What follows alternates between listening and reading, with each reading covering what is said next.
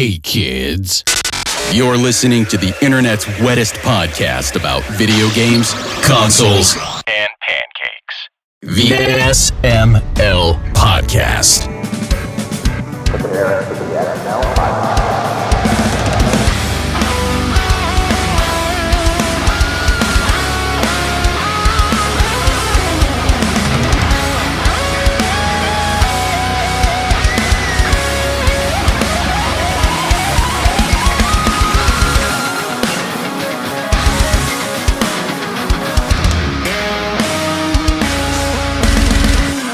Aki's favorite part of the daytime. I didn't know which word to go with. Damn it. Fail. Jacob's here. Fail. You fucked up your own introduction. Jesus Christ. Congratulations. You're late and you fucked it up. Good job. I succeed where it counts. What's up, everybody? This is the SML Podcast. I'm your host, Joe. Joining as usual, Aki, Jacob, and Bri are here. Yum. Yay! Yay! I had to keep Jacob's awful intro. Well, Yeah. yes. I mean, how couldn't you? Yeah. I mean, I didn't know that you were recording, but I was prepared for it. Jacob, it's always recording. Always? Yes. Always. Oh. Until I hit, okay, we're done recording. It's always recording. Yay! Exactly. So speaking of yay, Injury, thank you for subbing. You subbed before we went live. Thank you so much. Yay! Always appreciate the support and having you here, and enjoy the kitty cat emotes and all that fun stuff. How's everyone That's more doing? support than Joe's bra gives. Yeah. How's everyone doing? Aside from tired, I'm okay, yeah. Jacob talks and everyone's just like, Did I just have a stroke? those are the fun buttons we make now. One day I will make it to the board. We'll get you there. One day we'll get you there. You just have to say something dumb enough to be put on there. That's all. I was going to say, Bri, you're going to have to give up your journalistic integrity to make up something to be on the board. So yeah, I'm sorry, but you're going to have to be worse than us. Which, frankly, I don't know if you're up to the task. Settle!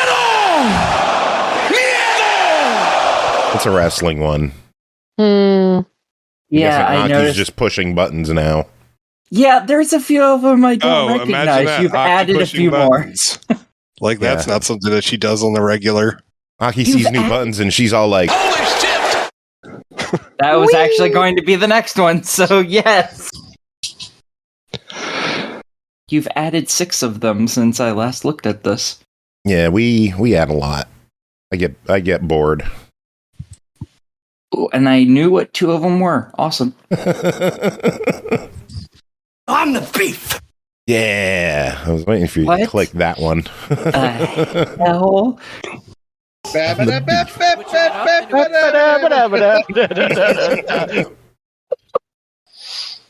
That's our friend Dave K. nice. He hasn't been on in a while. He's on Tuesday episodes when he shows up.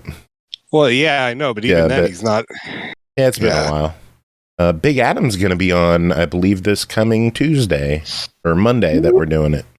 Oh, what's special about that Tuesday? Purnell and Chris both have concerts to go to.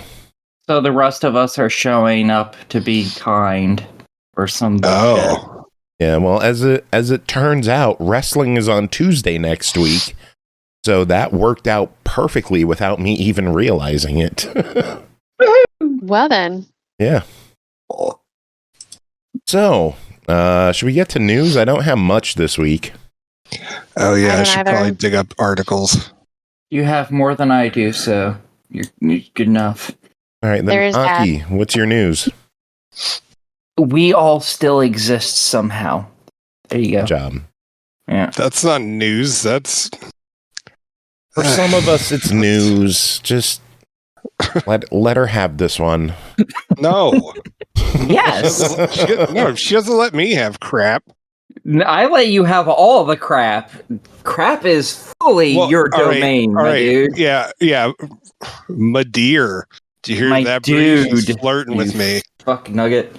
Mm-hmm. I was waiting for you don't have to take crap because you leave them all the time.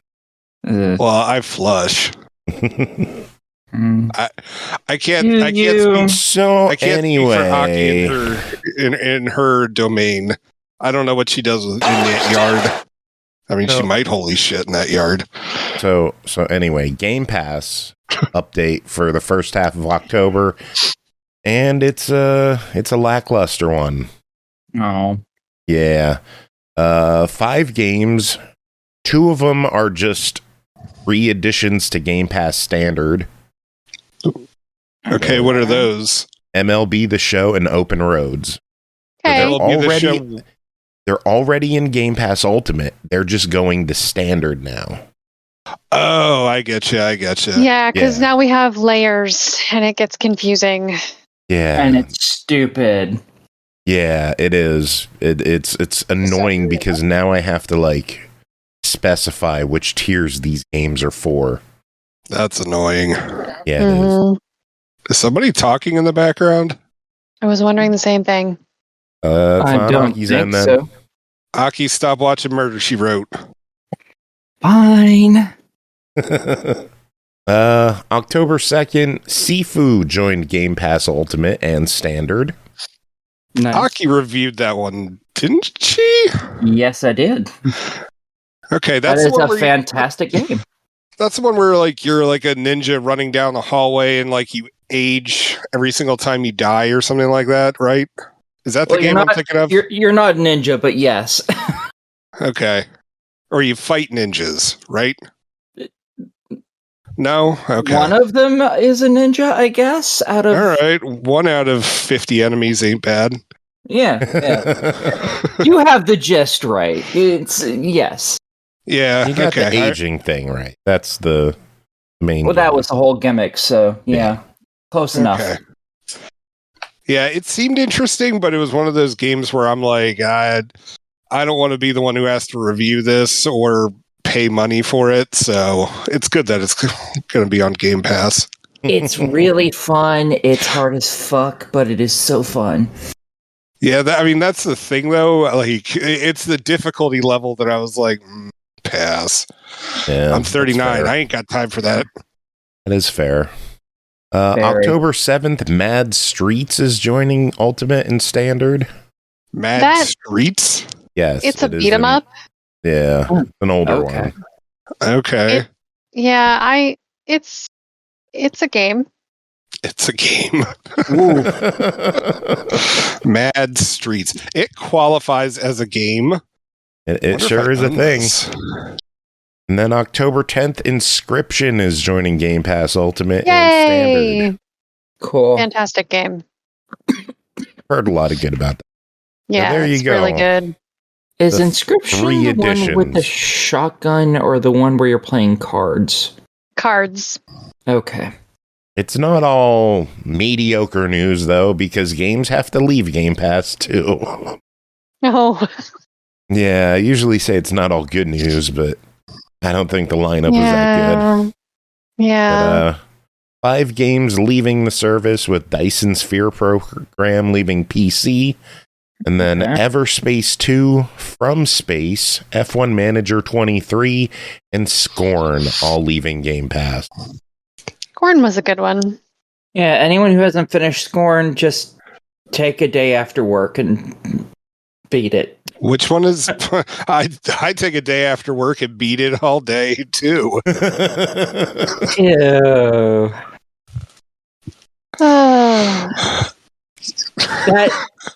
That Aki walked into that one. That's her own fault. The 2 seconds it takes you to beat that isn't all afternoon. I'm sorry, my dude. Yeah, but that's why I said all day. Fair, 2 seconds might be all that's left of the day. Fair, you got me. No, I was... Oh my god, I was implying multiple times. I don't believe that at all. Alright, so after the 6th, I start blowing dust, whatever. This Scorn game looks wild. Like, this is... Dang, these screenshots look... Yeah, it's creepy as hell. Oh my god, this like, show. Does it do, like, jump... Oh, okay, it's a shooter. Okay. It's more of a walking sim than anything. Sim. With some puzzle elements and occasional shooting. Do you put your... Are you putting something into your arm? Yes. Yeah. Huh. The game is all about biomechanical bullshit. And a lot about sex stuff. Yeah. Yeah, it looks very H.R. Giger. That's because it is. Oh, did he work on this? No, or just inspired It's inspired. Okay. Huh. Yeah, I'm actually going to go check that out. Yeah, it'll only take you 4 hours, maybe, to 100% it. 4 to 6, something like that. Yeah, it's a quick game. That's a very attractive thing to say to me. Yeah, that's why I told everyone, take a day after work and just beat it. I was going to say, I probably spent more like 8 to 10 hours on it, but like I took my time and I didn't use a guide or anything. So, but it's a 5 to 6 hour estimate. Okay. There you go. Our Game Pass news. Nintendo Switch Online Game Boy Advance news for October 11th. They're getting F-Zero GP Legend and F-Zero Climax, which was formerly Japanese only. That's awesome. Yeah, some more F-Zero coming to Game Boy Advance Online. Nifty. Yeah, big news this week. Woo! Last bit of news I have, I told you I didn't have a lot. Forza Horizon 5 is getting hide and seek mode of one car attempting to blend in with traffic to get to a set location while 5 cars try to seek them out. The game got a new achievement list for the mode as well. I think 10 new achievements. Huh. I wonder how that mode's gonna play. Do you just crash into the person who's supposed to be hiding? So. Like, what the fuck? That sounds bitchin'. I think that would be a great mode. Bri, what news do you have? Sea of Stars is getting a free Dawn of Equinox update on November 12th with local co-op up to 3 players. It's got a speedrunner mode. I can't even read my own notes. 3 difficulty options and more. And that's ahead of its other DLC coming out later. Let's see. 11-Bit Studios pushed back the release of The Alters to early 2025. Is the season for delays, I guess. Yeah, February is going to be lit. That was already. Yeah. Let's see. An indie studio called Black Flag shut down after a dispute with their publisher, and their game Orphan Age is in limbo at the moment. That sucks. The only other bit of news I have is Disney Dreamlight Valley. Take it away, Jacob. I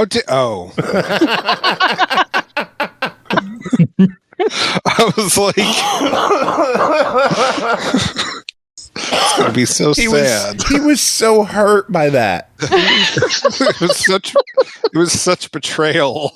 That's the second time I've gotten you with that. I know. You should have betrayed him. Damn it. Anyway,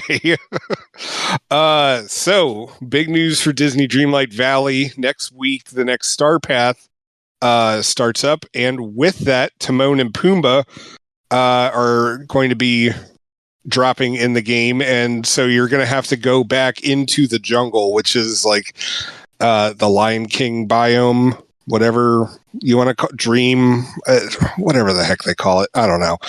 Anywho, so it's going to be a lot of jungle related fashion and accessories, furniture, and all that kind of stuff. But yeah, I'm always psyched when we get new characters. Yeah, so I'm really looking forward to seeing what the items are on this Star Path. Cool. What else you got? Oh, I thought that was still like Bri's. No, I'm done. Okay. Aki, did you have anything? He was the first one to go. Always the first one. What the fuck? Yeah, I don't listen to you. I was just being polite. That's fair. Got you there. Anywho, he would if I wasn't always first and had always been first forever. Technically, I'm first, but yeah, I was going to say true. it's alphabetical. Is it? Aki, No, because Cockface, Yep. ABC. Excuse me. I prefer. You want to be go- D? You're very Dickface? You want Cockface or Dickface? I'll go with Schlong Face. Just putting yourself at the bottom of the list. Hey there, guy. Why the Schlong Face? So, what other news do you want? Outright's gonna love this episode. Oh, God, yeah, right. Well, good thing I warn everybody not to listen to the rest of the episode. that's fair. So the online game Islands of Insight is closing its servers next month. It's like an online kind of like multiple person, like, I mean, because usually when I say co-op, I mean just like you and one other person, but like it's a cooperative puzzle game. However, the nice thing is that the devs are they had already released an offline mode in July, so the game world will stay intact and you can still play the game. You That's just can't good. do the social stuff anymore. That's awesome.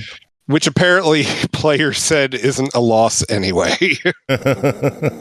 Microsoft is discontinuing the HoloLens headset. It's officially done. Yeah, In case you're... it's a bummer. That had so much potential and they never went anywhere with it. I'm not familiar with that one. It was supposed a mixed reality headset. Oh. Yeah, the only... What's that, Aki? Can you hear me? Yeah, Yeah, I can can. now. You cut out for a second. Yeah, the only thing...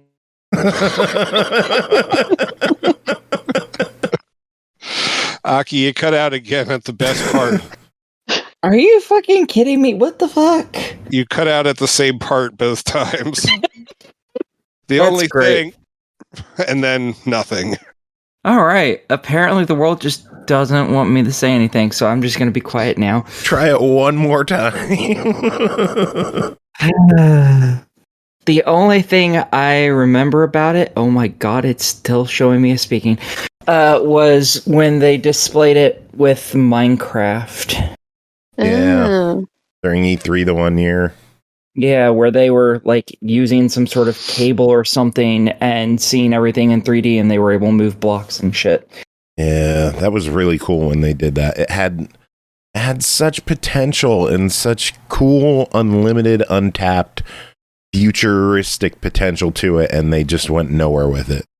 Yeah, I didn't even know it ever actually came out, because that's literally the only thing I know about it. I'm guessing just the cost of entry was too prohibitive for most people to get into it. Wouldn't shock me. Yeah. The studio that released Hitman 3 VR Reloaded, XR Games, is laying off nearly all of its staff. Well, that sucks donkey balls. Yeah. Apparently it's still going. It has yet to officially announce this happening, and it doesn't. And people are unsure about the status of Zombie Army VR and Starship Troopers Continuum with this redundancy. Suicide Watch. Jeez, Suicide Squad killed the Justice League. So they got a new character named Lawless this week. Who I don't even know who that is. I think that's a newer character. I'm trying to find. Yeah, I doubt I don't know. anyone knows who that is, and I don't think anyone plays it anymore. Well, I'm getting to that. So, in the first 24 hours of the new season of Suicide Squad, the most amount of concurrent players in a 24-hour period was 248. That is a lot more than I expected. Mm. Damn. I was waiting for it to be like 13 or something. It's not doing good, but it's not as bad as I thought. Jumping We've back, had some epic flops this year. Jeez. we have. Nothing beats Concord, though. I mean, my Flop God, of the it's year. almost like people don't want to pay for live service. Yeah. How And strange. it's almost like we've been saying it for years, but people still shove that shit out anyway. Thimber was saying that one site was saying the end of HoloLens may be connected to the fact that Meta and Xbox might work something out. Have you heard anything about that? Oh, that makes sense because I've been getting ads on Facebook about like the Meta VR goggles, and they show it like working with an Xbox. I didn't even think about that. I just assumed that was Color me shocked. that I wasn't gonna look at anyway. I don't think we're going to see VR come to Xbox, though, but I don't know. I mean, that would be cool.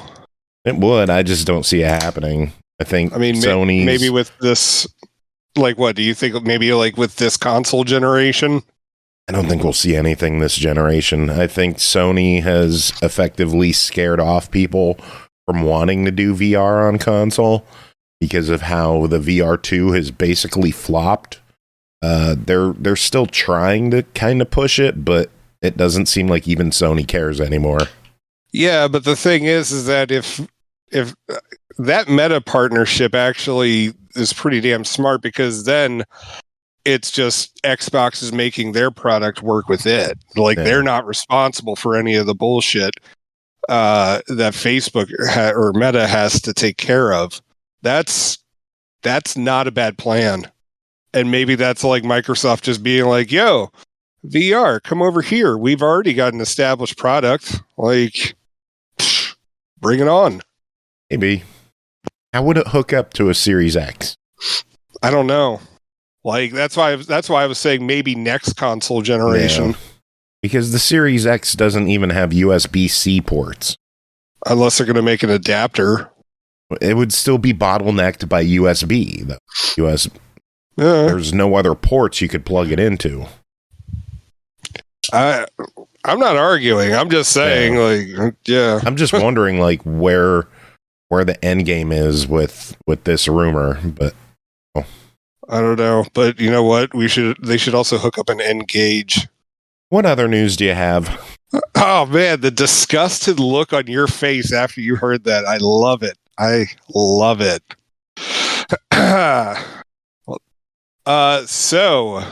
The developers, Fantastic, or Effantastic, however the heck you were supposed to pronounce it, the devs behind that zombie open world survival game the day before, that got yanked after like a day or whatever. Yeah, it was less than 24 hours. They're back, and they're starting up a Kickstarter. Can we not give them attention? I mean, it's gaming news, so I was, Yeah, but I don't think they deserve the attention. So okay. What other news? All right. Well, the only I just don't think they deserve it. They're shysters. Fuck them. Yeah, they're scam artists, 100%. So the only other thing is that Kotaku yesterday had which would be October 2nd for all you listening at home. So Kotaku had an interesting piece about Microsoft. Apparently, they're now asking devs why they're not releasing stuff on Xbox. Like, instead of like trying to make the devs come to them, they're going to go to the devs now. Yeah, I read that article too. There's like some speculation, about the S being part of the problem, and some struggles that developers are having doing the parity. I mean, I don't know.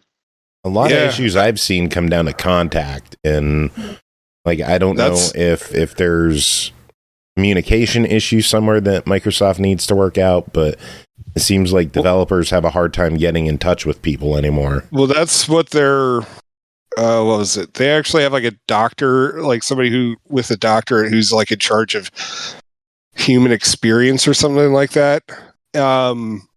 Oh, yeah. All right, here's their quote. If you're making video games, we're interested in hearing from you. If you aren't on Xbox, we'd love to know why. And honestly, if you're using our competitors' products, you probably have a great perspective that they could learn from. And they're trying to prevent themselves from having some sort of echo chamber. So, I mean, maybe this is why Square Enix and Capcom, like, you know, why we got those sudden announcements about Xbox releases. Maybe. Plus, I mean, there was also, as you said, that one indie dev that was just like, yo, fuck Microsoft. They've been nothing but a pain in the ass. So, yeah, I don't know. We'll see. Hopefully it leads to more games coming to Xbox, but the future will tell. Yep. Anything else? I was going to end it with Disney Dreamlight stuff, but, you know, then Bri did that, you know, mean trick to me. So my news is ending sooner than I thought. You don't have any movie news? No, surprisingly. We have a fucking intro made for you, and this is like 2 weeks in a row we can't use it. We used it last week, didn't we? Oh, wait, no. You weren't here. Week. Yeah, I got to use it while you weren't here. Ooh. Well, that's exciting. What did you... That's not even related, but thank you. So what movie news last week did you talk about, Bri? The Fallout TV show getting 2 Emmys, and the fact that there was, back in April, a deal made to make a movie out of El Paso Elsewhere. Oh. Huh. So that could be in the works. No more info since April, though. I mean, I know it's movie really... watch. There, we use. You know what? All right, there. You know what? There have been Voltron video games in the past, and Amazon and MGM have actually started casting for their movie. Wait, is this movie watch? Is this officially movie watch? Well, yeah. I mean, now it is. It's movie watch. There. But I just reported the news back like a minute ago. Does that mean it's the end of the segment? George, hit the music. Oh, wait, no, Grant, hit the music. It's movie watch. There. So is it done? Is that the opening and closing? I don't know. You tell me. Am I just on an infinite loop of now talking about, like, Voltron, the movie? It's movie watch. There. Oh, God, I'd rather be stuck in raging loop than this. Like, this is the worst kind of looping. Well, so anyway, Amazon and MGM have finally started casting for their Voltron movie. Yay. Yay. Yay. My side hurts now. Oh, God. I wish my silent laughter was picked up by the microphone. For how much shit we're giving you right now. Oh my God. Yeah, what other news you got? No, that's it. I didn't have any movie news. I told you that. I had to pull that one out of my ass. Like, that's why I was like, well, there's there's Voltron video games. Like, my kids love playing the Xbox 360 one. I would just like to make a point that trying to pull Voltron out of your ass sounds really uncomfortable. Well, I mean, thankfully it comes apart. He's used to it. Yeah, it wouldn't be the first time I've stuck five things up my butt. What do you think of that, Purnell? Fucking no!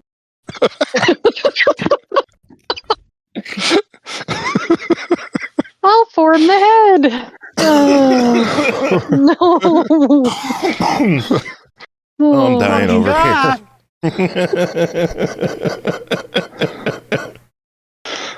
It's really just 5 guys, and like when they put their hands together, they pull out this huge dildo. All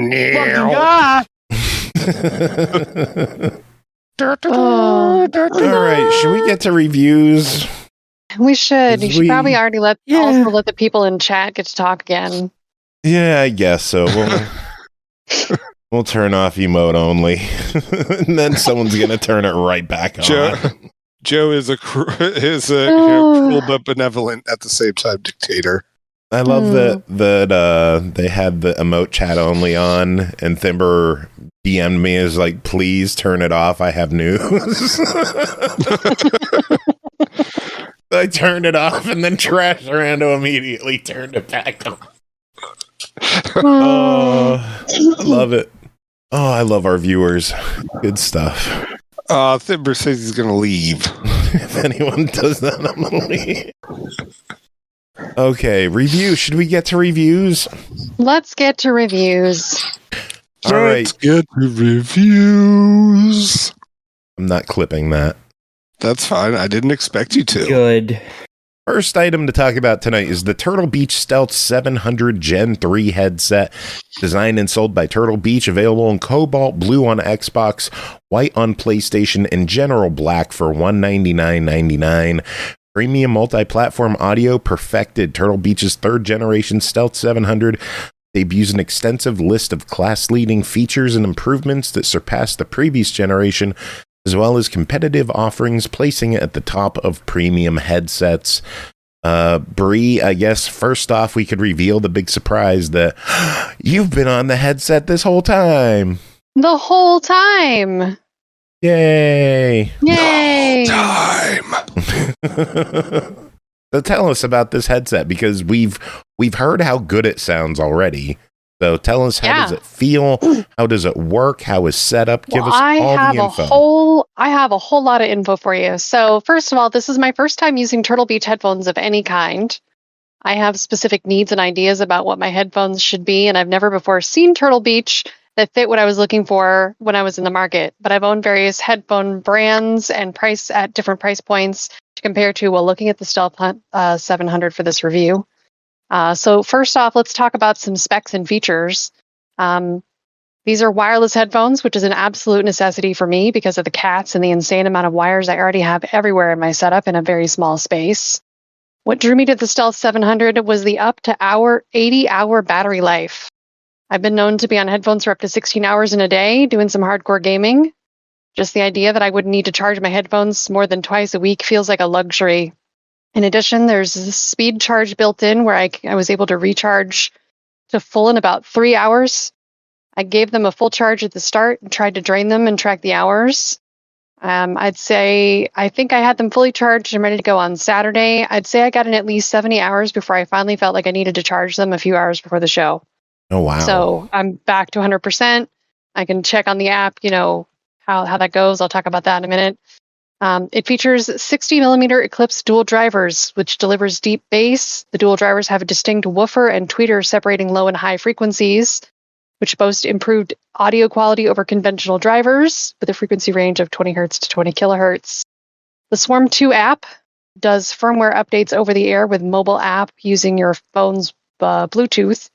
With the app, you can remap controls, adjust audio quality, mic monitoring and sensitivity. You can see your battery life and more.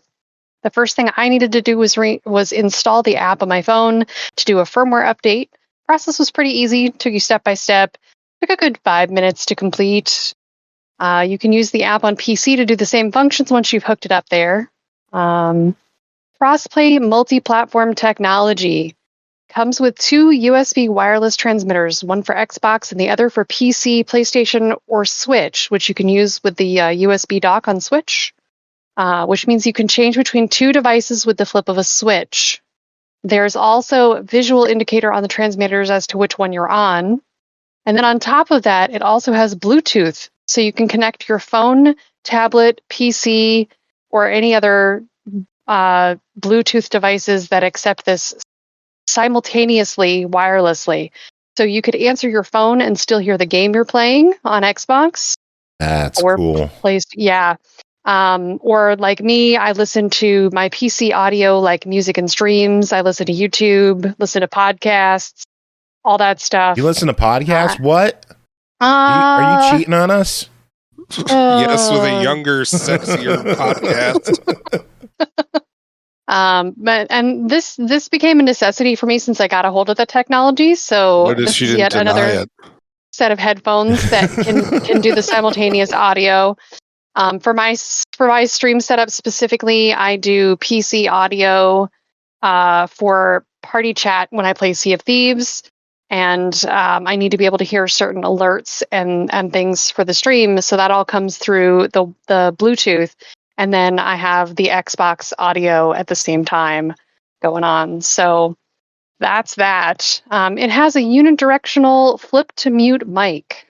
I'm so used to a button, I'm still not sure how I feel about this after about 80 hours of use.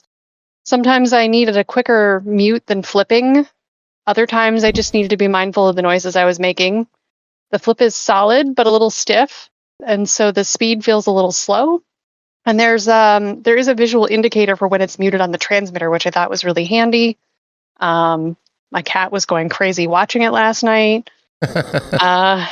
She's like, what is this new blinking light? I don't like it.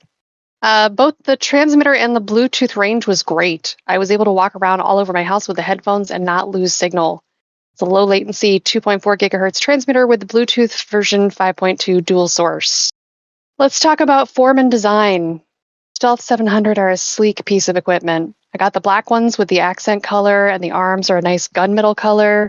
It also comes in cobalt blue with bronze accents for the Xbox, white with gunmetal for the PlayStation. The microphone is a rigid piece that snaps up seamlessly into place instead of retracting or bending.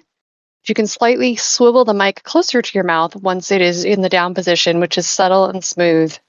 First big win for me is that at its base size, it's actually small enough to comfortably fit on my head where the cups aren't resting on my ears. Part of that not resting on my ears is also due to the almost teardrop shape that better fits the position of ears over a regular round or oval piece. It also expands to a really generous size for normal-sized adults who don't wear child-size hats. The ear cushions are faux leather with memory foam, and they are thick. While they don't come off easy, which is a plus, you can replace the cushions if need be. The nuance to the ear cup shape and the cushions make these very glasses-friendly. I only wear blue light glasses to protect my eyes when I'm in front of the screen right now, but, I don't want to have to wear glasses any earlier than I need to. So that's the glasses that I'm wearing now. Why not? Just get used to the glasses. It's a whole cycle. Anyway, so I went to the other human in the house who normally wears glasses for seeing and has a much bigger head to try on the Stealth and compare. He also found them to be really comfortable once he got them up to size and agreed they didn't put a lot of pressure near the arms of his glasses. I also noticed it was a lot easier to take my glasses on or off and then put them back on without removing the headphones, which was like really game changer. So the cups swivel flat, and the junction there feels sturdy, and they are metal reinforced, which I would say in comparison to something like the Stealth Series Arctis 9X, which is one of the primary sets I've been using for years, which would be in the same class as the Stealth 700, both in price and quality or features. The Arctis has weak junctions for the ear cups, and that's just not okay for heavy use like I do. This is the most comfortable headset I have in my house right now. That is saying a lot. That is saying a lot. I got a fair few that I've gone through, and this is the most comfortable, and that includes like the other person's headphones. Like I've tried his on before. Like these are the most comfortable things in the house. I do have to say I'm disappointed when you were talking about the foam cushions. You didn't say they were thick. Thick. I know, right? Button for that. They're thick. Oh, goodness. So let's talk about sound and microphone quality, because these are headphones after all. I've decided after some tests to actually do the Discord call tonight. We already got that surprise out of the way. So if I sound a little different, that's why. Normally I'm using my Elgato Wave 3 Stream mic. So you have a comparison in sound. This is good quality sound for my input. I've got, other headphones I use for the call, similar to what I do on my stream. Again, this is a unidirectional mic, so it doesn't pick up a lot of outside noise. It boasts an AI noise reduction and echo cancellation. In the app, I can add a noise gate if I feel like I need additional help. You can also adjust mic monitoring in the app, and I have mine turned off. Makes me so happy. I know, Joe, you've said you need the mic monitoring. I have to have it turned off. Max. I need to hear myself echoing through my own head so I know what's going on. Oh, yeah. No, I'm just, I got to be able to hear the natural sound with like zero delay, zero anything. Like if I don't have mic monitoring on, to me,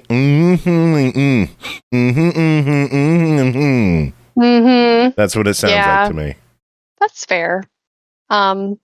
I think the quality sounds good enough. I could use this as a straight mic in a pinch, which means communication in games are going to be really clear coming from my end. It also has some equalizer presets like their signature sound, full, clarity, and smooth. I think my teammates liked clarity best overall. I think the signature sound is a really good default. That's what I'm using now. Even though it wasn't specifically mentioned, these are also probably the most noise-canceling headphones I have in the house, which helps with audio fidelity. As for the sound, back when I used to work in live audio and stage production, I had a go-to song I'd use to test speakers and setups. It's The Battle from the movie Gladiator. So I dusted off this 10-minute classic piece of audio to see where we were at. There were some segments of the treble that got muddled at high volume on one of the settings, so I switched the preset and it got better. There are built-in EQ modes here too you can adjust in the Swarm 2 mobile app and the desktop app.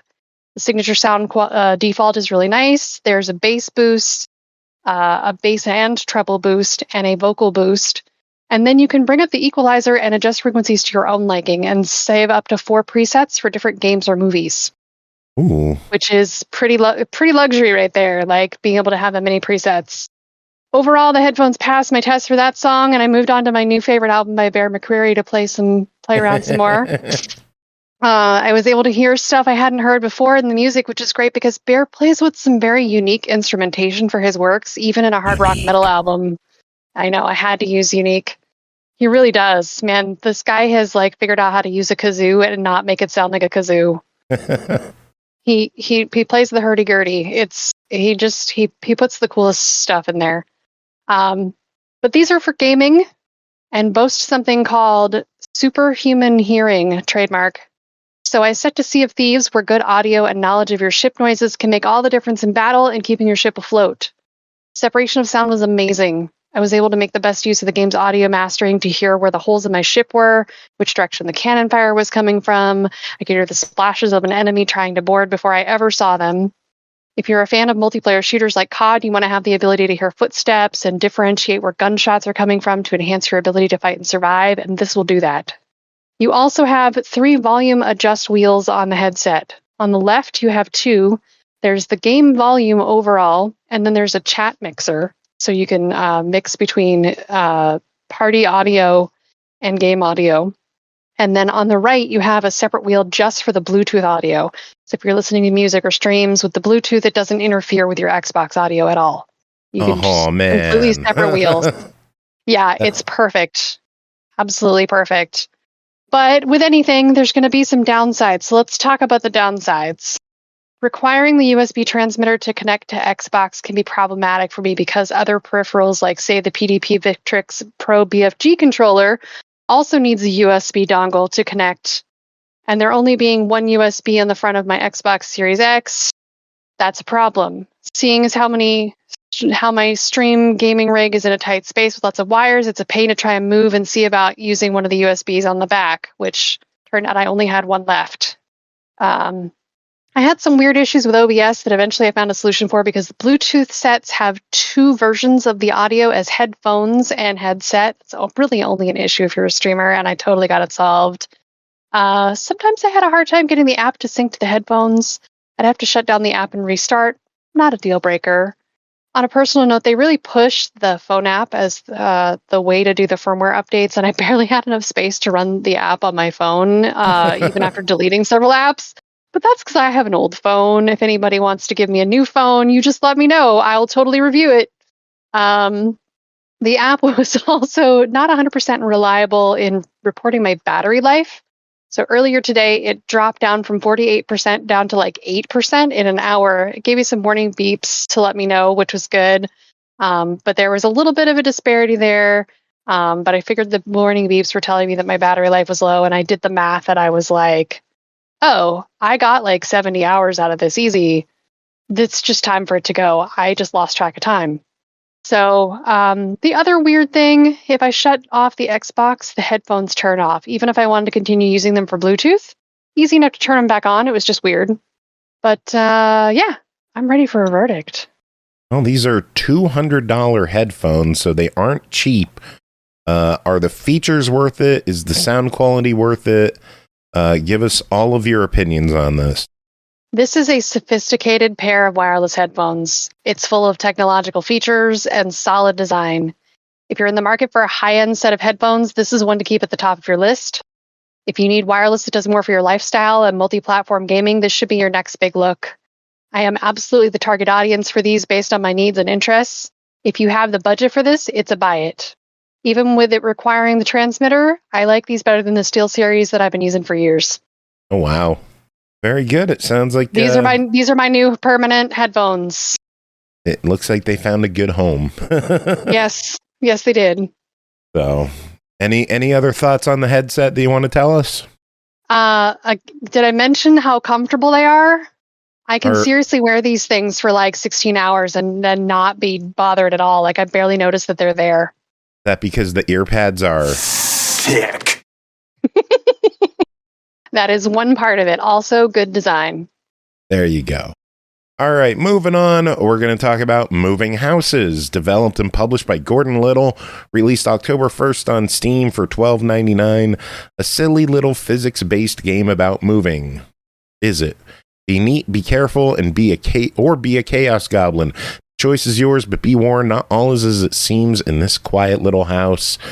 Bri and Aki, both of you played this. Aki, how about you start off? What is Moving Houses? Or I can start. Okay, that works too. You start off with a cozy, unassuming game about moving houses. You need to find the things and pack the truck. You can do things neatly or chaotically. You can pick things up and throw them into the truck. Some things need to be boxed first. Others can be put right on the truck. There is a convenient icon to help you determine which is which.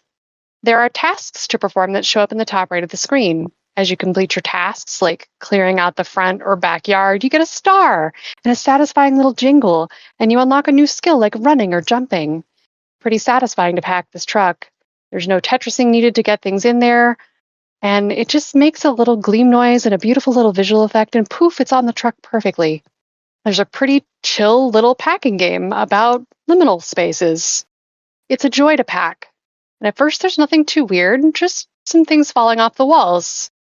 The only music inside the house is the radios that you pack, and then the music goes away. Other than that, it's just the low rumble of the air conditioner. You just happily go along your day as the light moves across the sky, packing away. You just have the bathroom yet to clean.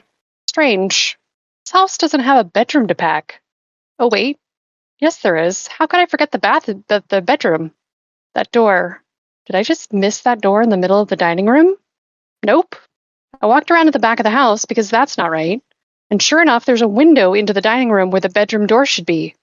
And this is where the game starts to get interesting. Now it's dark out. We've not done the upstairs. There isn't a second story to this house. Now you're just pulling my leg, game. Wait, what? Okay, nope. Now there's music in the house and the living room furniture's on the ceiling. Nothing to see here. Where did I misplace that second story staircase? Each time you reach something eerie, you can always go back to the safety and comfort of the bright truck with its smiling box logo and its cheery music. The truck is outside of the house, and the task list is now a narration from an unknown and aware entity to add a layer to this. Did we write this list? Is it coming from the house? I don't think the house wants us to leave. The liminal horror in this is fairly light in most cases, like the wrong spaces in, say, the Stanley Parable. Although this is meant to be a little more on the horror side, I'd say it's unsettling and not deeply disturbing. But then I knew what I was getting myself into based on the inspirations for this. Inspirations for this game include Power Wash Simulator, My House, and House of Leaves. Let me explain what those are. My House is a Doom 2 mod with a story to it about an old friend who leaves a mysterious Doom mod that was made of his friend's house. And once you get into it, there's impossible geometry and changing rooms and music, and it's spooky and fun. And I watched a nearly 2-hour video about the mod. It's super cool. That was a and good video. Yes, right? It's clearly inspired by the book House of Leaves, which, as previously mentioned, is a mindfuck of a book by Mark Danielewski, who, little side trivia, is the musician Poe's brother, and the Haunted album is full of references to the book and even includes Mark reading a section of the book in the video version of Hey Pretty. House of Leaves is a story within a story interpreted by someone going mad doing so, about a house documented by the Navidson family of having a 5.5-minute-long hallway and impossible house dimensions. As the book goes on, the typography of the book changes into uncomfortable formats, and sideways printed scrawling in the book will make you feel uneasy if you can handle reading it across its many layers and off formatting. Then there's the theme song for Moving Houses, which was modeled after Too Many Cooks, a catchy, wild sitcom-themed Adult Swim video that first aired at 4 a.m. one fateful night and was viral by the next day. Moving Houses song is best featured at the end of the game and reminded me a little of how the end song in Portal tells more of the story. All of these are worth mentioning as a baseline for what to expect in Moving Houses, but you might enjoy this just as much without knowing all the stuff because it's the light version of a darker narrative that it's inspired by. There were a few little Easter eggs, like a picture of the dev in a frame, Little Dragon after their other game, Air and the Crystal Comet, which I mentioned because I love seeing indie devs across their body of work as they improve and change. This was a welcome treat of a game for me. It had full Xbox controller support. It was built with Steam Deck in mind. There are 2 bonuses to the game, extra packing mode where you can focus on the packing, and there's some cut content available for you to play once you finish the game. I also love the humor that even the patch notes feed into the meta of the game. As an example, this one from the other day, fixed a bug with duplicate front doors. The front door should not misbehave anymore. The front door has been told it needs to do better. The house is sorry. You're all welcome. Aki, tell us your thoughts. Well, on that, I'm the reason why I got fixed. Yeah. I found a lot of... I found bugs in this game because I'm me. I break everything I touch. I did not find this to be particularly horror-y because I don't find liminal spaces to be unsettling in any way whatsoever. That's just a normal day in my life as far as I'm concerned. So for me, I got a lot more out of this just from the simple packing mechanics. It was just a really chillax game. I like things like unpacking and stuff like that. They're just fun little things to do, and for me, that's where I got all of my joy out of this. When it started doing all the weird stuff, like it takes you out of the house into these other landscapes, I didn't particularly enjoy any of that because I really just wanted to go back and pack up another room. Yeah. I don't want a horror game. I just want to pack shit. Exactly. So the great thing is, after you beat the game, as stated, you unlock 2 extra modes. The cut content is just a different version of a fragment of the game. Like the horror stuff, yeah. Yeah, it's you go into a basement that didn't exist to turn the power back on, and it's just a different way of doing that they decided they didn't like that way and removed it and put in what's actually in the game. And then the extra packing mode was my favorite mode. All it did was add a whole bunch more shit for you to pack. So obviously I enjoyed that because that's what I liked about the game. So instead of a room having 10 things to pack, it might have 30 instead. Just a very simple thing. And yeah, I enjoyed it. Except for that, one fragment of a horror bit of going outside. Lots of the horror stuff in this that was trying to make you feel uncomfortable or anxious or whatever just didn't faze me, sadly. So I honestly, until the halfway point of this game, I didn't even realize it was supposed to be a horror game. Honestly. I would say it was light. I mean, that's the best way I would put it. Extremely light, yeah. But well, yeah. It's $13. What do the two of you think of it? I really enjoyed it. The combination of happy physics packing game with liminal space horror was fun for me. The game doesn't outstay its welcome in terms of time, and I would say buy it. And I also hope it gets ported to console. We've already gotten one of their games over on Xbox. Maybe we'll get more. That would be cool. I also think it's a nice little buy it. I like packing things. I like chill games. Cool. Sounds good. Moving on. I am holding Simon in my arms because he is getting annoying. Right, Simon? Right, buddy? No, you're just going to lick your arm. All right, next game to talk about, Spot the Differences Party, developed and published by Sanuk Games, released October 2nd on Series X and S for $9.99. The most complete difference... I can't talk. The most complete difference game on consoles. In an all-new version with gorgeous 4K graphics, play solo or with up to 3 friends, and see who is the quickest spotter. Bri, what is going on in Spot the Differences Party? There are 300 photos to find the differences with. Photos are all credited and come from like stock photo fair use sites.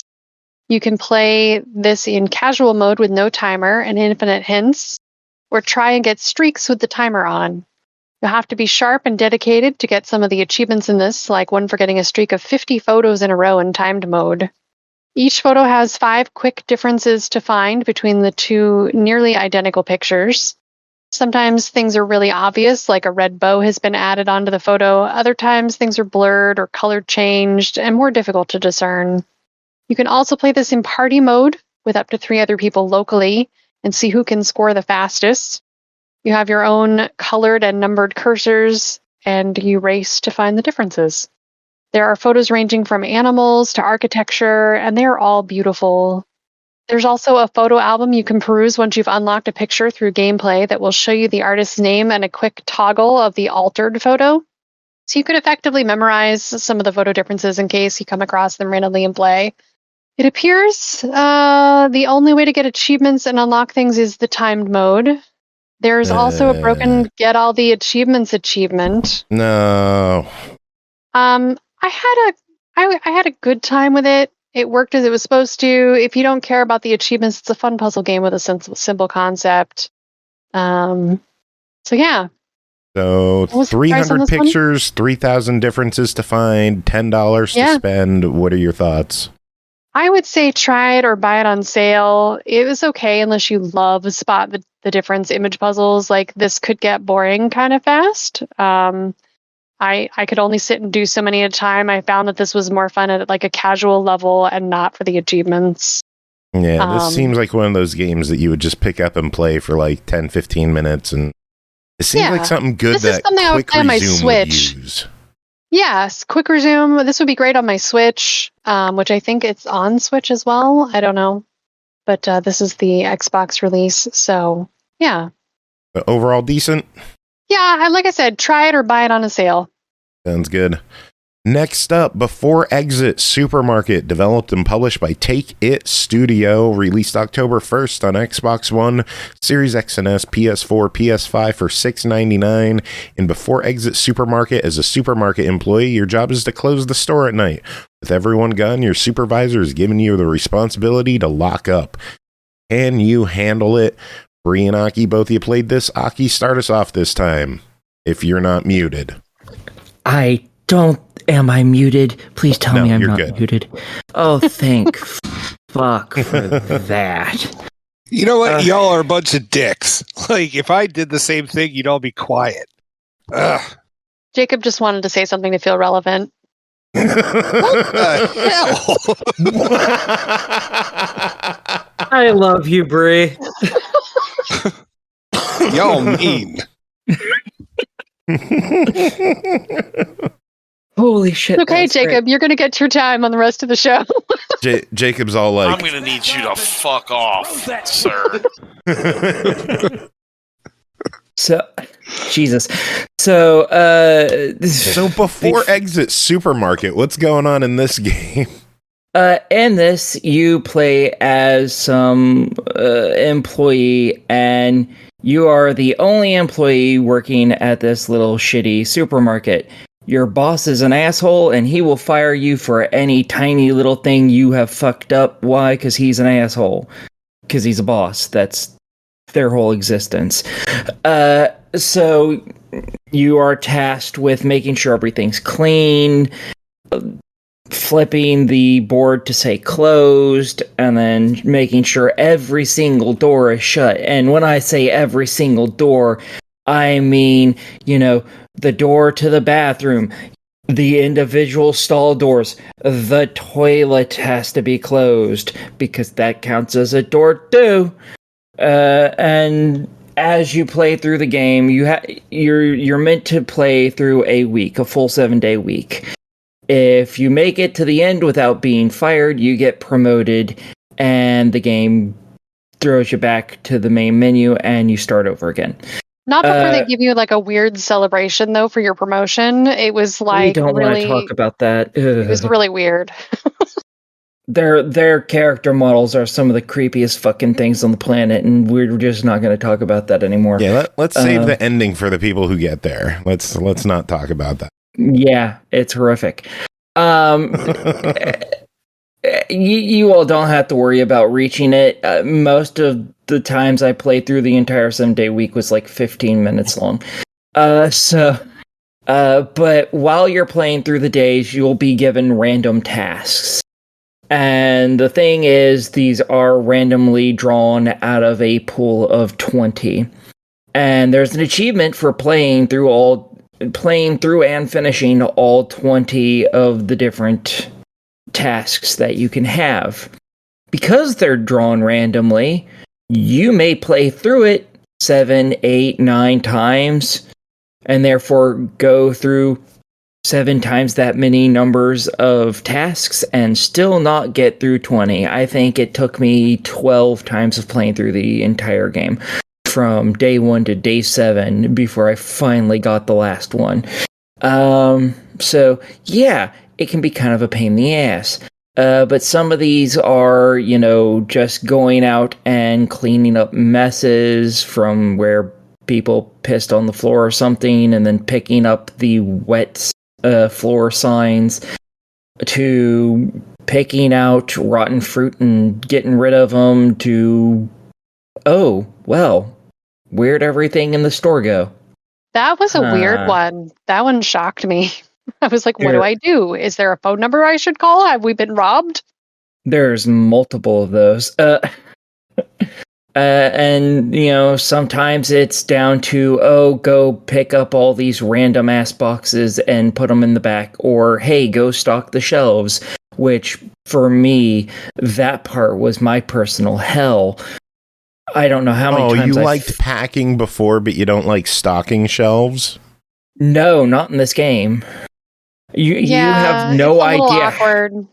Well, not only is it awkward, if you don't see where to place them all and you miss one, you have failed that day and you get one chance to restart it. And if you fail it that time, you're fucked all over again. And then you have to play through it a whole bunch of times in hopes that you can get that same task sometime within the next dozen playthroughs. And it sucks because that one's just really hard to see. At least for me, it was very hard to see where stuff was missing to know what items I needed to grab and stock. Because you're given like a dozen different things that you can stock the area with, and multiple of each of them. And there's only like 5 to 7 items that are missing, but it's throughout the entire store. I didn't find all of them. I went through it like 3 or 4 times. 3 or 4 different times of starting this task, meaning I failed it twice in a row and then had to play a whole bunch of games until I found it again, only to fail twice in a row again. So I did not like that one. I liked all the rest of it. It was fine, but that sucked. But yeah, it's just doing pretty basic stuff, and it was a nice. It was really fun for me because, you got into the role of it, and, it wasn't quite mindless, but it was pretty close. Because you still have to pay some attention, but it's not like you don't have to really focus in. Once you understand, I've opened the door, I've seen these few things, I know what this task is now. I know what the entire building's basically going to look like. I can just quickly go do this, and then get the fuck up out of here, and go to the next day, and hopefully it'll be something new. Woohoo! And yeah, I thought it was a fun little game personally. What about you, Bri?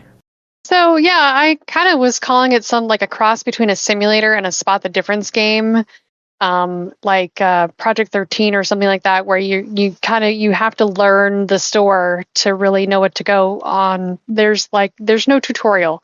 You're just dropped into the store with like one little thing on the wall that says don't forget to turn off the lights and flip the sign and whatever. And did I mention don't forget to flip the store sign to close? Oh my goodness, that one thing bit me so many times in the first few tries. Mm-hmm. Yep. But yeah, you have to go in and learn the store, and then you get, again, once you get a repeat scenario, it gets a little bit easier to go through your day or get to the end of your week. But some of them, like I walked into the store and the lights are all off, and I'm like, what am I supposed to do here? There's I finally decided to use the trash bins inside the store, and then I realized that they got filled up and I had to empty them, but I didn't realize I could put trash bin bags back into the bin, and totally got fired. Yeah. Yeah, it'll do that. I was doing so good too. So yeah, it's a learning experience that you kind of have to figure out as you go. Like there's times where you'll see there's a cart isn't always there.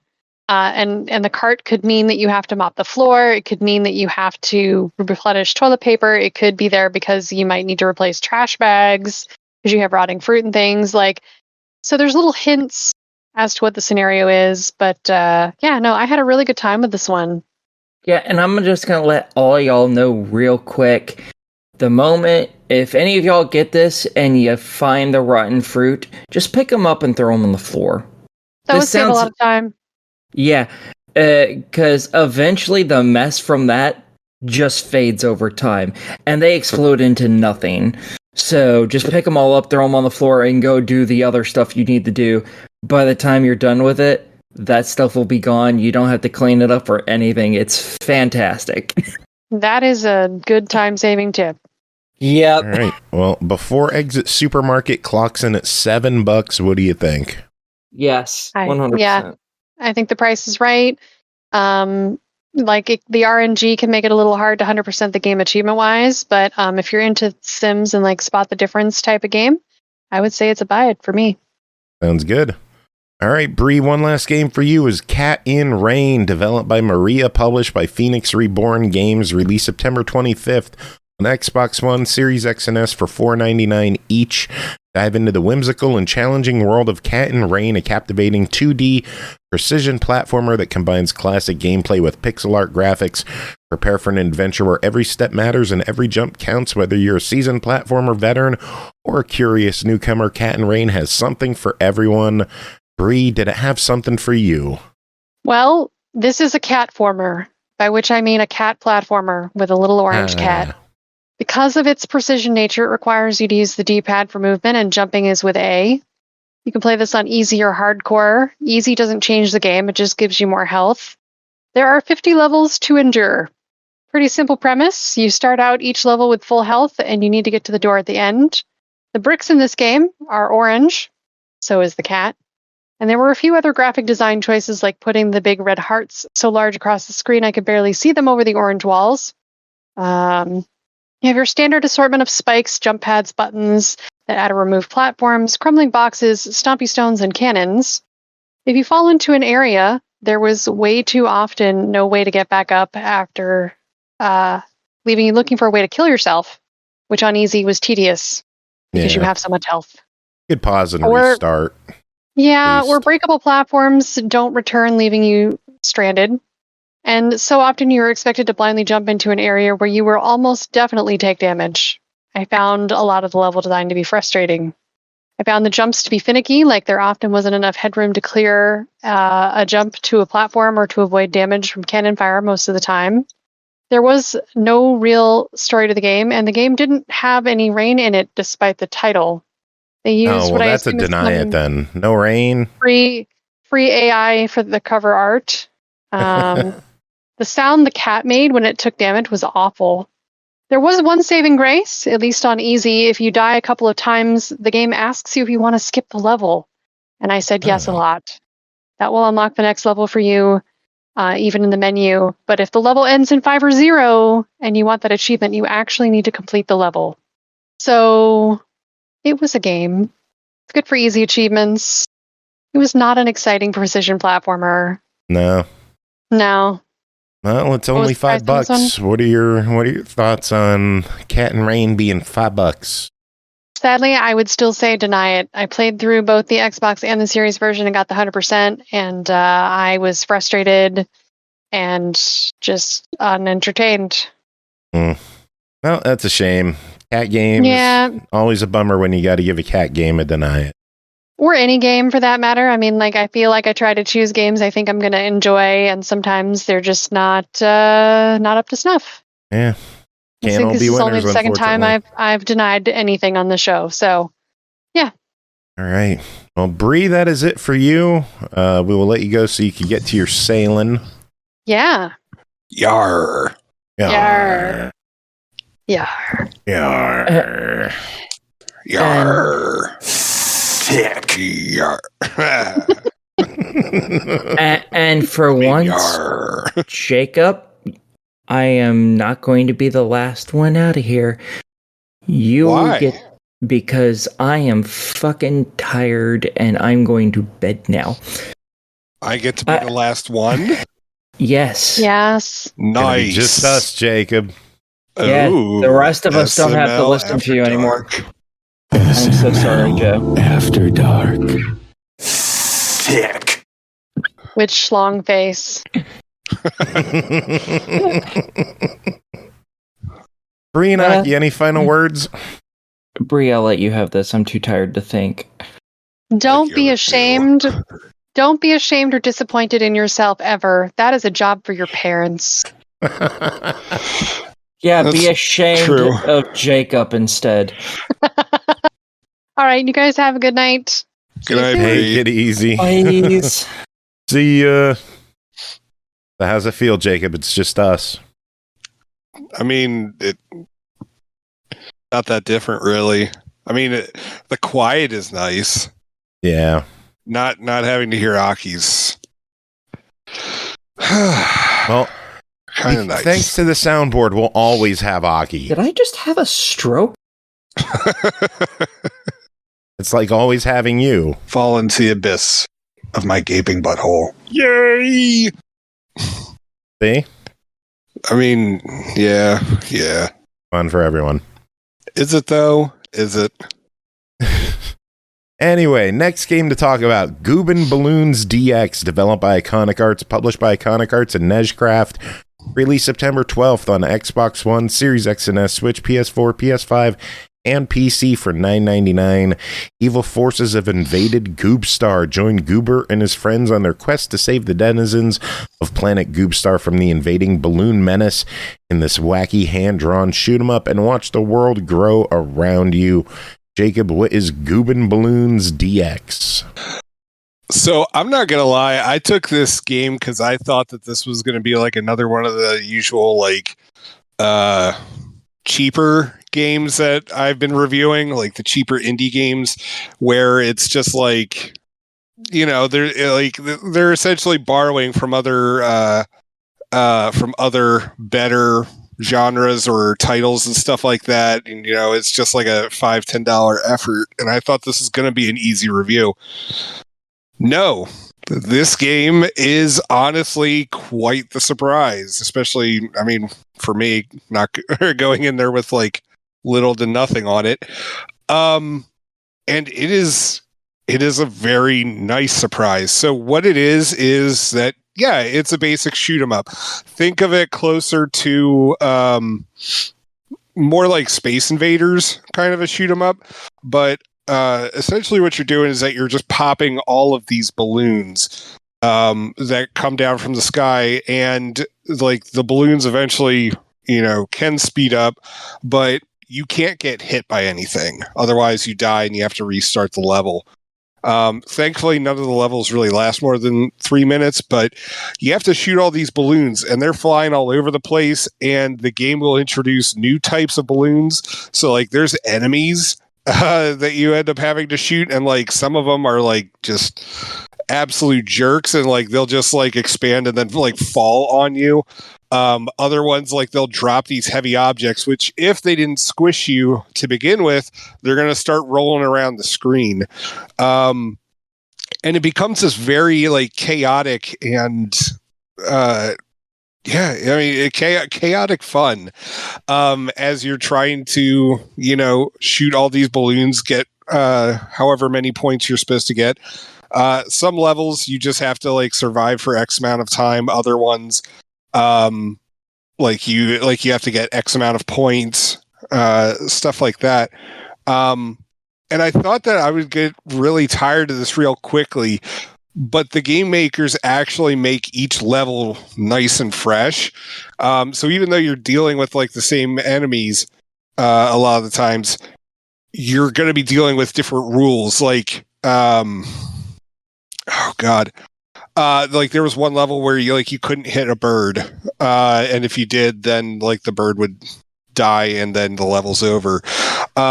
There was another one where you could only pop certain kinds of balloons, and so you have to really aim your shots really well while also dodging all these enemies that are falling around you.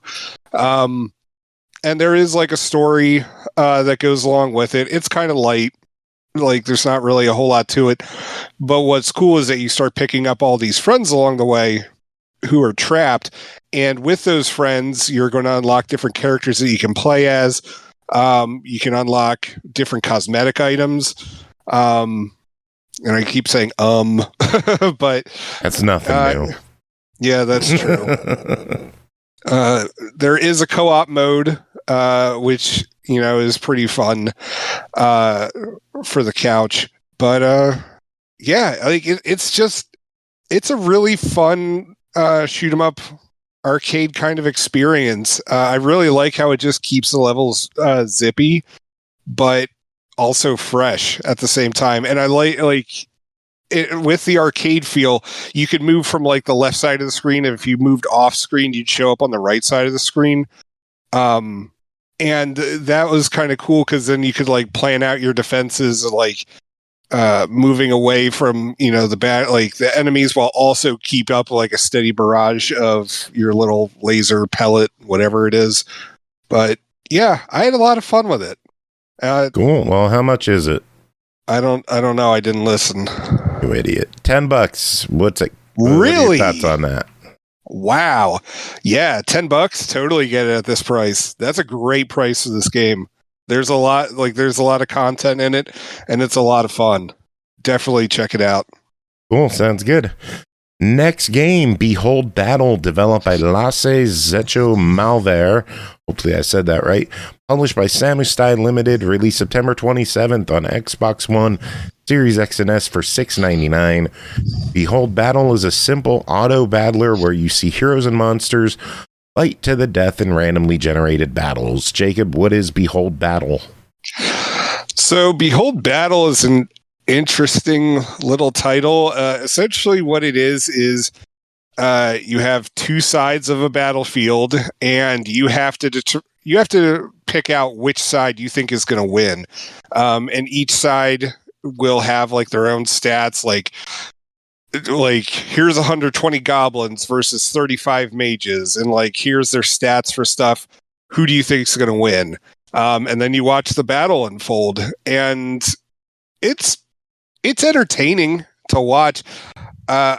I'm not gonna lie, like if you want to like make sure, like if you want to like keep playing on the Xbox and collecting achievements while you're having a meal, this is an excellent game to have play during it. I mean, usually I would throw on like Soul Calibur Battle Theater for something like this, but this keeps it up varied enough with all the different like monsters and like warriors and stuff like that you could see that, yeah, like it keeps me entertained. This is not revolutionizing the industry, but what do you do in the game? Like, I don't understand what exactly you do in the game. You do nothing. You just pick. Yeah, you just pick one of two sides, and then you see who wins. And if you lose, then you lose one of your hearts, which in the game, like for every 3 battles that you correctly predict, you get an extra heart, up to 3 hearts. And so you're just trying not to lose. And then if you do, you just start over again. There is a regular simulator thing if you just want to like toss shit at a wall and see what happens. And that one, like, there's no real game, like there's even less gameplay involved with that. Yeah. But I'm not gonna lie, that one's a little bit more helpful because then you can study the different monsters and like how they work and stuff like that. And then later on, when you're actually playing the game, then you have a better idea as to who's probably going to win this. Gotcha. All right. Well, the game clocks in at a whopping $7. What are your thoughts? I've paid more for worse movies that I've watched. If you just like watching, like, it's like a $7 screensaver, essentially. Like, I don't know. I was entertained by it. Like, as I said, like I would watch it while I was eating a quick meal. Like, it's entertaining for what it is. It's not great, but try it at the very least. All right. Sounds good.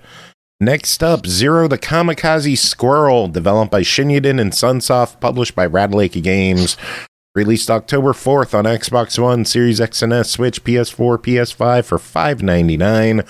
Who said bad guys can't be heroes? Arrow the Acrobat's infamous enemy comes for some serious ninja squirrel action with an adventure of his own. Jacob, what is going on in Zero the Kamikaze Squirrel?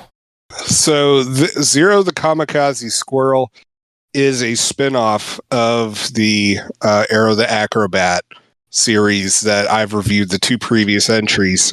He's one of the bosses that you had to fight in one of the games. And so the story picks up with him being like, oh no, I have to go back to my homeland because it's under attack. And Hector is like, well, if you do that, you're going to regret it. Like, no, I have to go back. All right, I understand. No, he doesn't understand. In fact, he's sending all of his forces after you to make you regret having like disagreed with him on something. Like, this dude is not a reasonable employer. I mean, like, you're gonna say that Zero couldn't have taken like off like some PTO or something for this? I don't know. But anywho, so it's pretty much you just trying to get back to your people while also evading Hector. And I had high hopes for this because, with the 2 previous Arrow games, it was obvious that the devs were like, they were definitely like learning and applying new ideas and making for a much smoother experience. And I know that this is like they wanted to have a more run and gun kind of experience with this game, but it's just it's frustrating.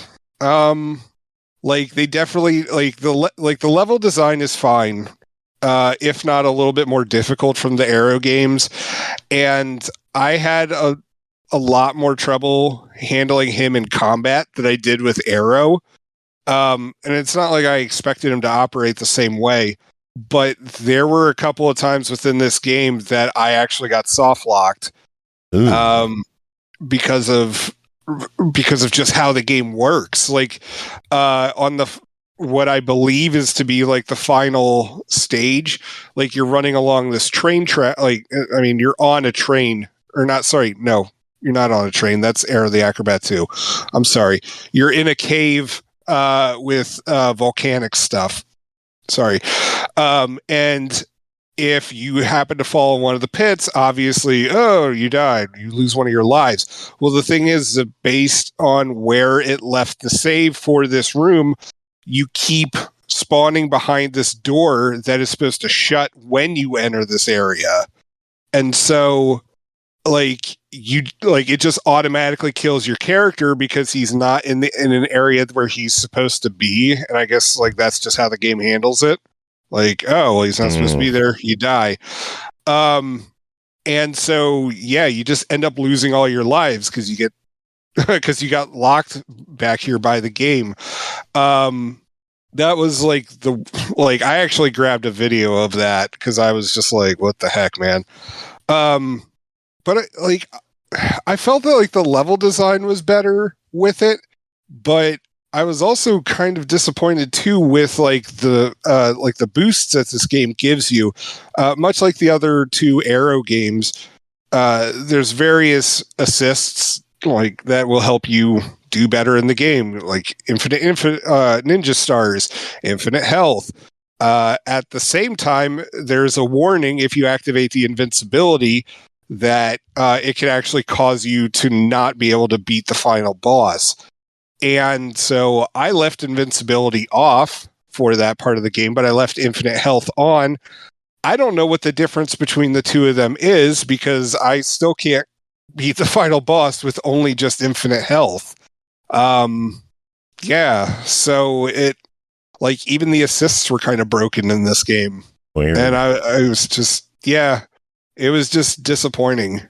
I really wanted to like this because it's just like the Arrow series is this weird, like, I don't want to say footnote in 90s like video gaming, but it's just, it's a series you don't hear much about. And I was really hoping that like with this rediscovery that, we'd get more out of it, and it's just I kind of felt let down by this one too. Well, it clocks in at $6. What are your thoughts on Zero?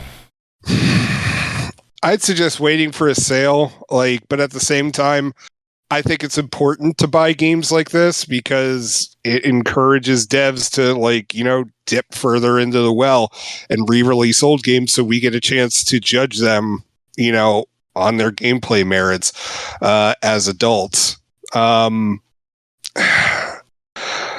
I'd say buy it, but wait for a sale. All right. Well, it is on sale right now for the next 2 weeks for $4.79. I don't know how much cheaper it'll get compared to that, but your thoughts there? Yeah, go for it. I mean, because that's under $5. You can't really lose on that. All right, next up, Cats with Guns, developed and published by Synnergy Circle Games, released October 1st on Xbox One and Series X and S, and then Windows for $4.99 on each platform, console, and PC. Cats with Guns is a 2D casual game with roguelite elements where you can make strategic decisions in the middle of battle and go from a small kitten to a powerful and intimidating feline. Evolve your cat and overwhelm the enemy forces with powerful abilities, fight sheer number of enemies with huge firepower, and defeat the generals until you reach Meowstopia. Jacob, what is Cats with Guns? So Cats with Guns is very much it's another one out of that survivors genre. And you're a cat with a gun.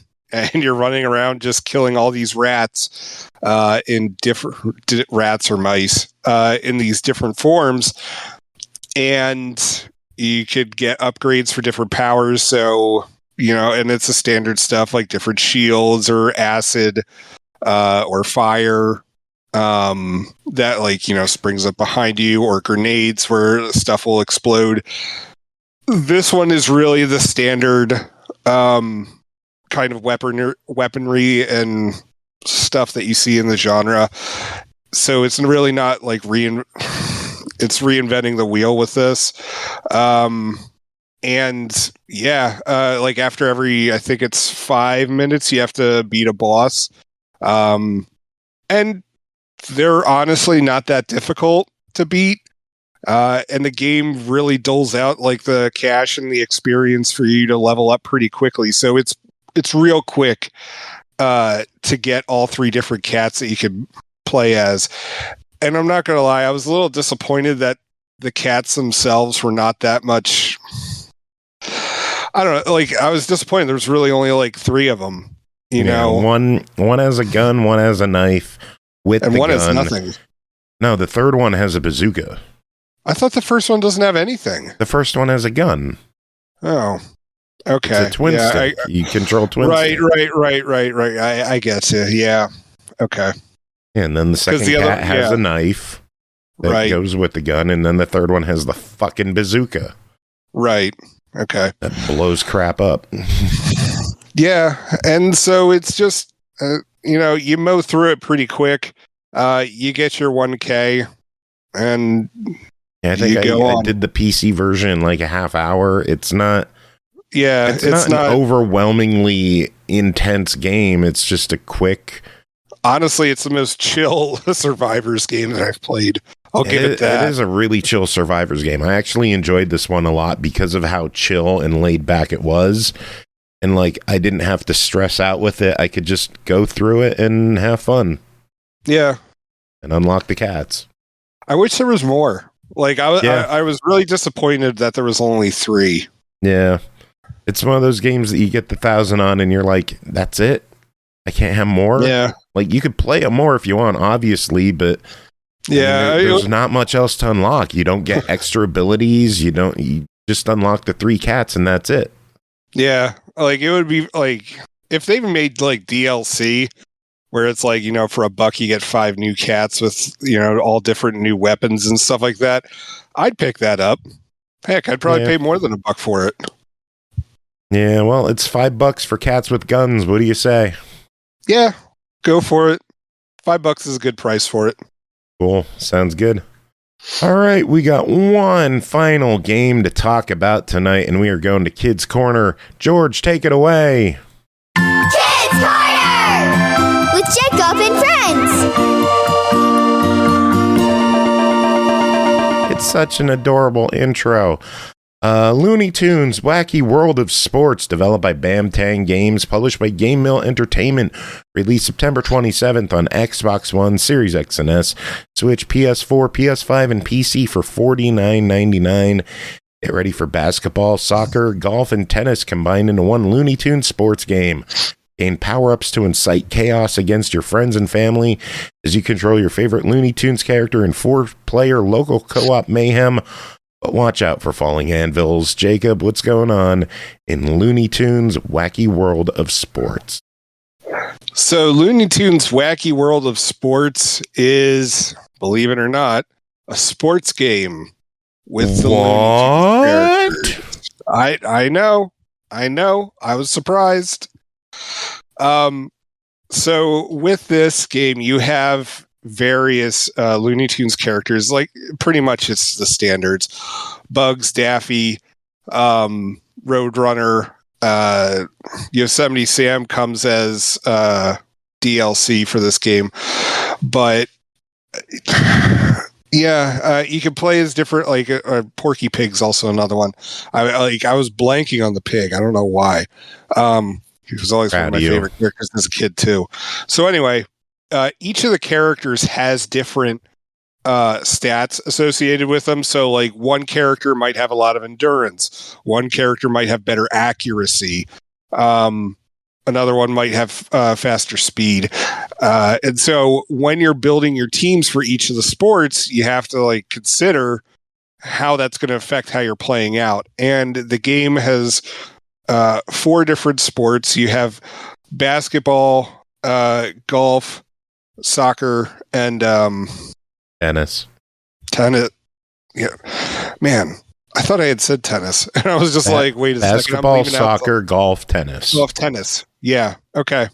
So we'll go down each of the sports. I'm going to start with basketball. So basketball is a 2-on-2 multiplayer game. And again, you have to pick your sides, who you're going to be having on your team. And so it might be helpful for you to have one guy who's really speedy and one guy who has better endurance, because that guy will be able to take more hits from your other opponents, because essentially you're just trying to steal the ball, get it down to your side of the court, and then make your baskets from either the 3-point or a 2-pointer.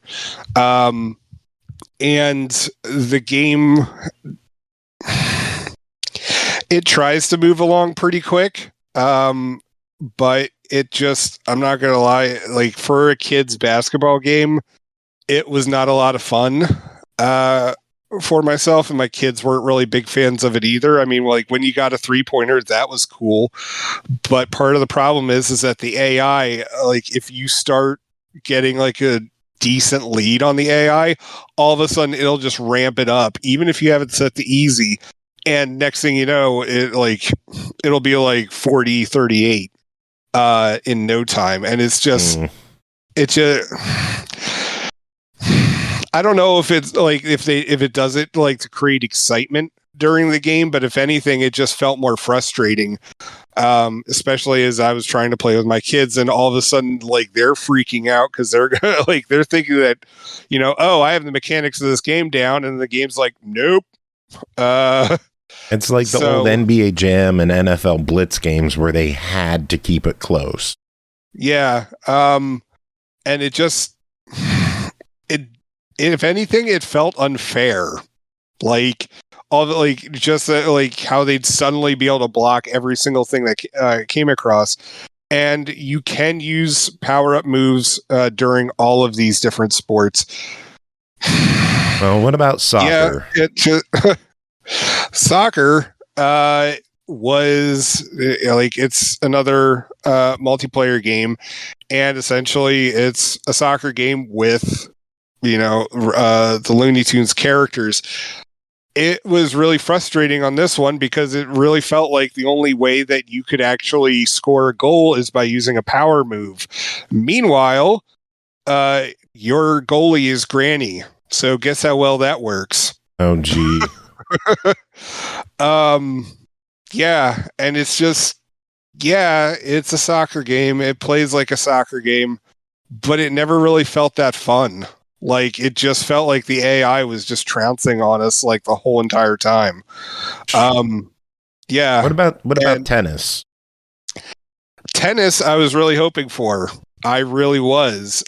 So it is a standard tennis game, and you're just, you're just trying to score points on your opponent. And the AI actually seemed pretty even on it. However, the controls, like, my character would just frequently stop during court matches. Or like, I'd try to set up a shot, and for whatever reason, it would just whiff right by my character. Even though I've got my racket set, I release at the correct time. It's just, they just swung through it, and I still lost the point. And so I frequently lost a lot trying to play tennis. I did win some matches, but it just felt like a slog just trying to get through it. It didn't feel very fun. I'm not going to lie. We're like 0 for 3. How's golf? Please tell me golf is decent. Golf was actually decent. It is a standard golf game. And you can use your like little power-ups to like help propel the ball along pretty far. But it's just, you have to plan for spin, you have to plan for wind, and you just have to get the ball in the cup. Thankfully, this one, it was decently done. I don't have any complaints about it. It wasn't hard to score an accurate shot. The game definitely seemed to do a little bit more hand-holding with this tutorial compared to the other sports. But honestly, this was the only one I ever found like fun and relaxing. With this, like, and it was pretty much it was the only game that like the kids and I enjoyed playing together. My kids they never played tennis as far as I know. They got so frustrated with soccer and basketball that they were like, we're just going to watch Dad play this. Oh, man. Well, let's talk about price on this one. The game clocks hold up. I'm not done yet though. Graphically speaking, I was not blown away with this, and granted, I don't expect a lot from licensed kids games. But the graphics really didn't look that much better than Looney Tunes Acme Arsenal, which was released back on the 360. Just the character model, like, it went for this like kind of cell shaded look, and it just didn't look good. And on top of it, none of like none of like the sports arenas or courts where you're playing, like they just didn't do anything for me. Like I feel like if anybody did their homework in this game on the Looney Tunes franchise to make it feel like a Looney Tunes thing, it was the art designer who was designing for all, like who was creating all the models for the characters in the stands, because they did their homework. They did there's a lot of like characters who only appear in like 2 or 3 Looney Tunes cartoons in like their entire time, but like we're still memorable characters. They're in the stands. That's cool. Like I appreciated that.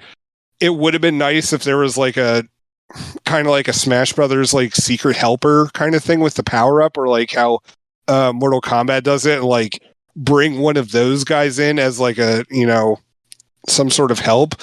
But it just, for a game I wasn't expecting much from, it still felt like it missed a lot of good opportunities on it. I wanted to like it. I did. I really wanted to like it. No, we got to talk price. Normal game is $50. They have a deluxe edition for $60 that includes Yosemite Sam. Give us your thoughts on everything. Not for $50. No. Wait for a sale on this. Like I mean, I'd be willing to revisit this if there's going to be improvements done for it, but I don't know whether that's something like that's going to happen. But I would, like, the only way I'd recommend getting this is if it's steeply discounted. So deny it. Yeah, unfortunately, it's a decent golf game. I found everything else to be lacking. And I had high hopes for this one too, so that's a bummer. That is it for this episode. We made it through. Jacob, thanks for being here and sticking around the whole episode. Since you're the only one who cared. Aww. Aww. Are we doing cartoon voices to end the show? Aww, we could. Oh, gee, Jacob, what are we going to do at the end of the show? Gee, Joe, I don't know. I think we're going to listen. I think we're going to listen to some music. Oh, boy. Yeah. How about from the OneUps?